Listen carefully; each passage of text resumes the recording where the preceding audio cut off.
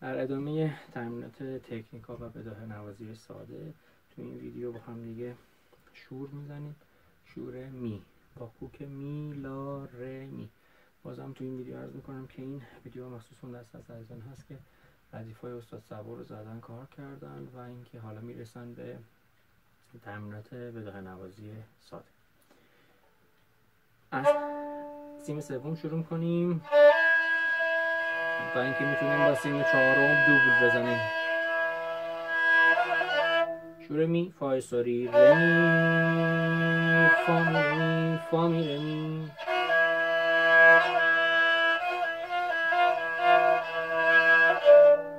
فا می فا می فا می فا می فا می ره.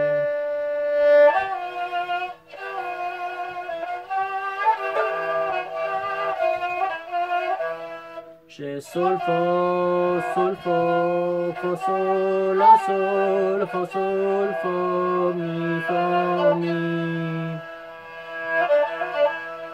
ره می فا ره می فا می ره فا می سول فا می سول فا فا می ره فا می.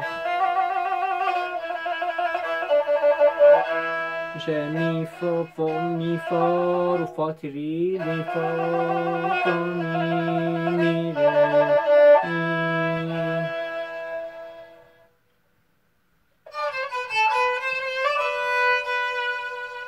ره دو سی لا سی دو ره سی. شه سی دو سی دو سی دو ره دو سی دو سی لا سی لا سول لا. ببخشید. لا سی لا سی لا سی دو سی لا سی لا سول سول فا سول فا سول.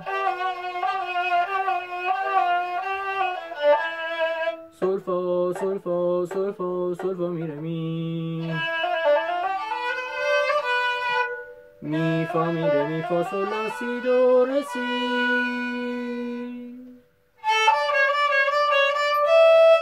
این یه دونه دو دیز میشه لا ره دو ره دو ره دو ره می. دوباره دو بکار سول فا می ره دو سی. دو سی دو سی لا سی لا سی لا سی لا سول لا سول. ره دو سی دو سی دو سی دو سی لا سی لا سی لا سی لا سول لا سول.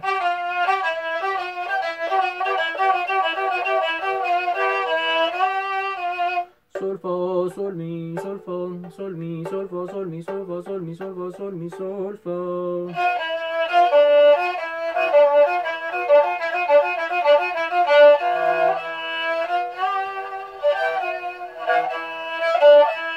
فا می فا ره فا می فا ره فا می فا ره فا سول سول فا فا می می ره می.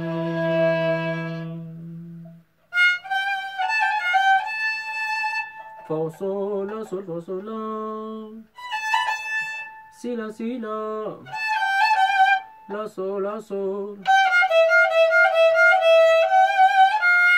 سول فا می فا می فا می فا می سول فا فا سول لا سول فا سول لا سی لا سی لا لا سول لا سول. سول فا سول فا فا می فا می فا می ره دو سی لا سول فا می ره سول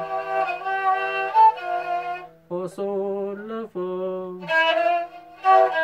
می فا سول می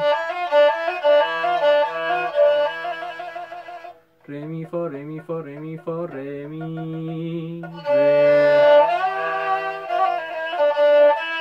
ره سول فا سول فا می فا می ره می ره می. میتونیم همینجور که آرشا رو میکشیم سیم اولم آزاد بکنیم.